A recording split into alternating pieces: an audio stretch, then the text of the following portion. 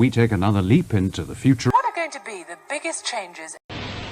Lost, driving in a strange town with an address but no map. Sooner or later, it's a pedestrian who helps out. Turn right at T-junction, 175 yards.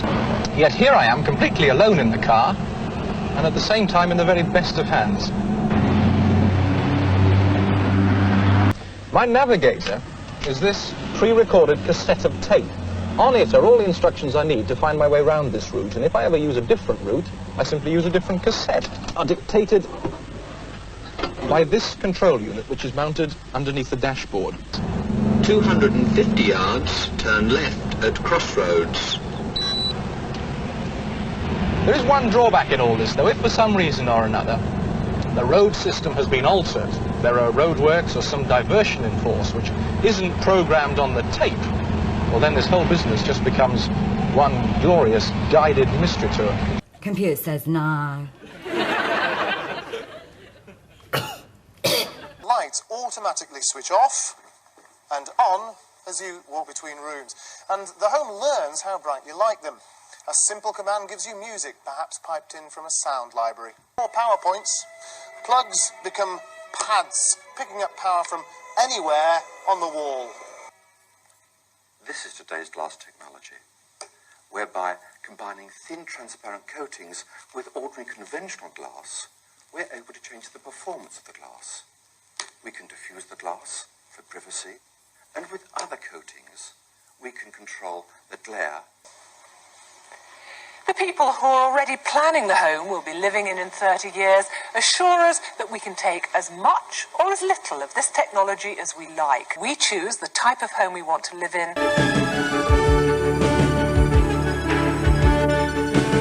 Now, we are able to keep an exact check on Peter tonight using a new tracking system. The idea behind this system is that you could use it to keep track of high security vehicles, VIPs, or even an entire fleet of buses or cars. And all that Peter has got in his car is this small box of electronics, which eventually you'd be able to carry around in a briefcase. This is a special radio receiver which is tuned to 3 transmitters surrounding the Greater London area. Signals are sent from the transmitters in perfect synchronisation, and by measuring the different times of arrival of the 3 signals at the receiver, it can work out the car's position. By the autumn, the whole of the southeast will be covered, and a year later the service will extend right the way across the entire country. At this time of the year, overgrown bushes are a real hazard in the garden. Well, small stuff you can deal with quite easily with a pair of secateurs. Even that's not that easy. The fulcrum is in the middle.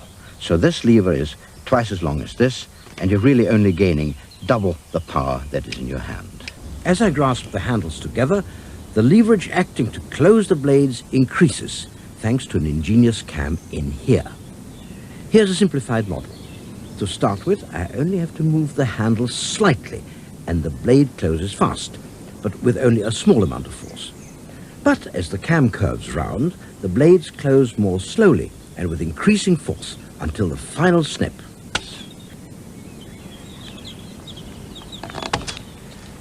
As it happens, it works exactly like the human jawbone, but there are other things I'd like to show you.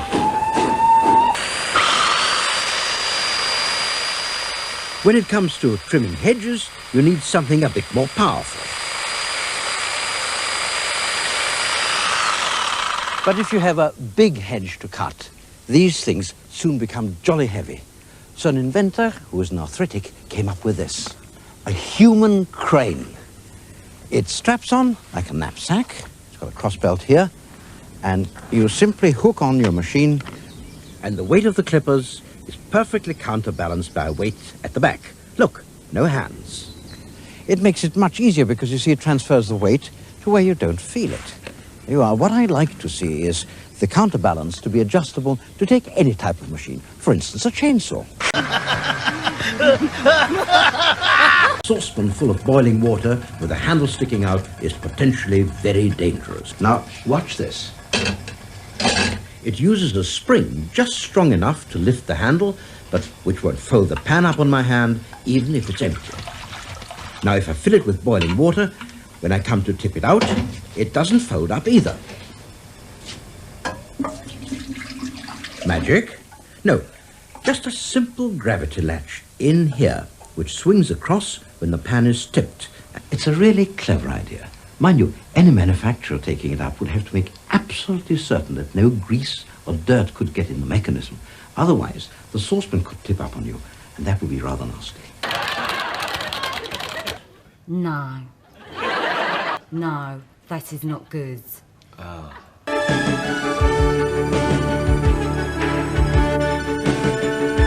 You're looking down on the construction site of the Channel Tunnel at the base of the Shakespeare Cliffs just outside Dover. Underneath me are the tunnels themselves, now stretching out some 17 kilometres over 10 miles under the sea, halfway towards France. By 1993, the link should be completed and trains speeding their way between Britain and Europe. A link from England to France that will graft together the rail and road networks of Britain and continental Europe. Despite arguments over costs between the operators Eurotunnel and the construction consortium TML, this massive project is going ahead faster than ever. In fact, the British and French tunnels are approaching each other at over 400 metres a week. The two outer running tunnels carry the trains, while the smaller service tunnel in between will allow access for maintenance and emergencies. Terminal site of the British side covering 350 acres, and it's here the trains will first go underground. Then 5 miles away, the Shakespeare Cliffs. They take us down 110 metres inside the cliff, down to where all the action is. And this is the main access shaft, is the northern running tunnel. And going out here is towards France. Now, the whole of this area is a sort of marshalling area for all the construction trains. And the next tunnel we come to is the central tunnel, the service tunnel. Now, on one side, it goes up to the terminal site at Cheriton again, and down this way, this is the service tunnel going out towards France. And I think you're actually going to be able to see this one going out to the terminal. Yes, that's the side that goes out to the terminal at Cheriton. Now, in front of me here is the bottom of that sloping shaft that brings all the materials down from the lower construction site at the foot of the cliff. During the last tunnel project in the 70s, this shaft was started, gently sloping down under the channel. But constant flooding eventually proved too much and was one of the reasons for abandoning the whole scheme. This massive vertical shaft was cut 45 meters down to the tunneling level and lined to keep all the water out. The base of this shaft has become a large underground construction site, serving all the tunnels. But whichever end of the tunnel you look at, French or British, all the activity is aimed at one thing: serving the giant tunnel boring machines. Well, yes, indeed, here I am, and the atmosphere down here is quite incredible. It's swelteringly hot, it's very humid, and also very noisy, but they're making very good progress. To give you an example, this spot I'm standing on at noon today was solid rock. Now the cutting face is just 15 meters beyond this section here, and the guys down here are laying yet another segment in the tunnel wall. But to reach this point turned out to be quite a journey in itself. Right up ahead of me, all that is filling the tunnel is the tail end of the tunnel boring machine. As you walk along the machine, you really begin to understand its description as a factory for making tunnels. Everything from a workshop for quick spare parts to a mess for brewing a quick cup of tea is the tunnel's guidance system. A laser bolted to the side of the tunnel sends its beam through a series of controlled targets until it reaches a light-sensitive target right up at the front of the tunnel boring machine. The target is right up there, and the information from that is sent through a computer to the control cabin here, where the controller, who is Paul here, can be told then exactly what direction he should send the cutting head, whether it's too far to the left, too far to the right, up or down. Now, they're actually working the whole tunnel to a tolerance of just 60 millimeters. We steer the machine using a joystick here, which we can move in any direction. And this in turn, for instance, if we put it to the right and up, as you can see, it sends the information down to the head, which automatically steers the head from there. Are we actually cutting at the moment? No, but we're just about to start now. At the moment we can see it now. There it is, the teeth clawing away at the rock there, and we have the spoil pouring out on the other monitor, back to the trains to take it back out.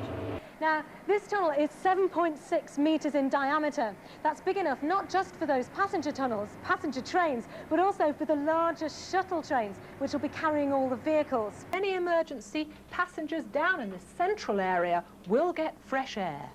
Geology. Now, there's a type of chalk down here called chalk marl, which is, it's a bit like clay, and it's impermeable to water, but it's relatively soft. So that makes it by far the best thing to tunnel through.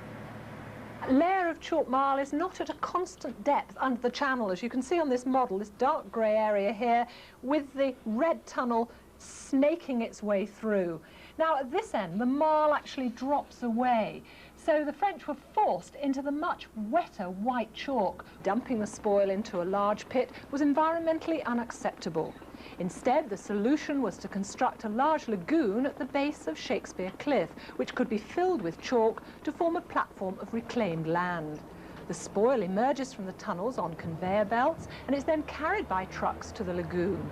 When the project's ready, most of this reclaimed land will be converted into a public park and a nature reserve.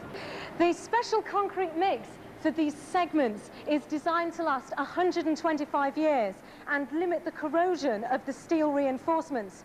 The designers say that it's strong enough to withstand the pressure from outside and also to survive any accident or explosion within the tunnel. They will contain a fire for 30 minutes, and that time is crucial because at normal speeds it's long enough to get the train out of the tunnel. Eurotunnel have convinced the Channel Tunnel Safety Authority that not separating passengers from their cars will be an advantage.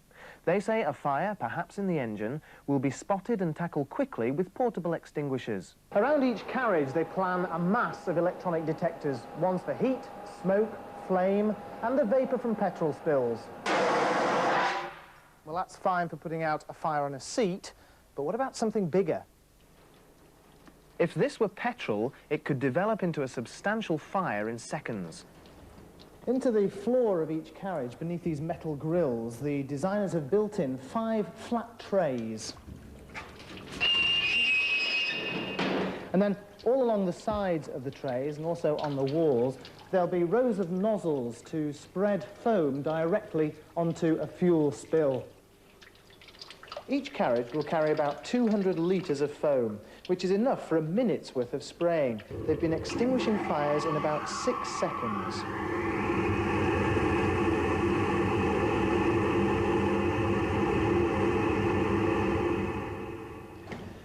The final defence, designed as a last resort, is this, Halon 1301, and it's dispersed from nozzles inside the carriage. And because it's a gas, it can penetrate anywhere throughout the carriage, and so can deal with fires inside the vehicles as well as outside.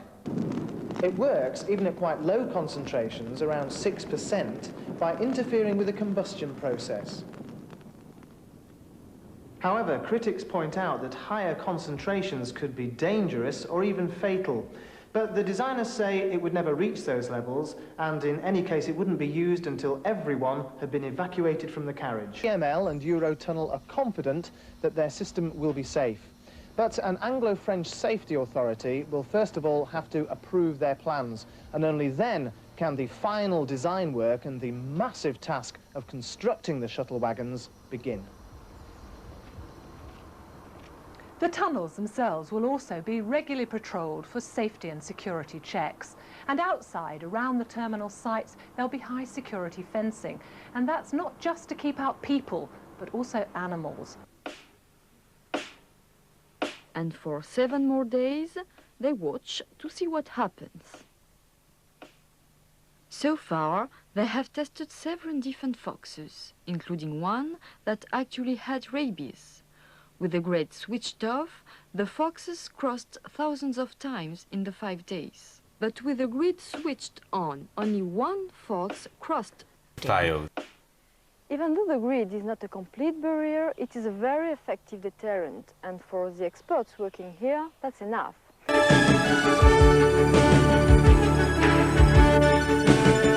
Every detail of all the accounts held by the bank will be stored in its memory, ready for instant access and updating. It's the electronic equivalent of many thousands of ledger clerks. But the trading system that this vast computer makes possible is revolutionary because it's so ordinary.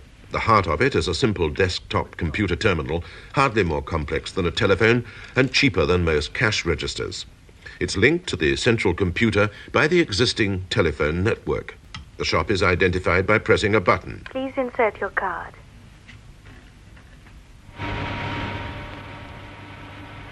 The customer's magnetically coded card links his bank account with that of the shop. Identification code, please.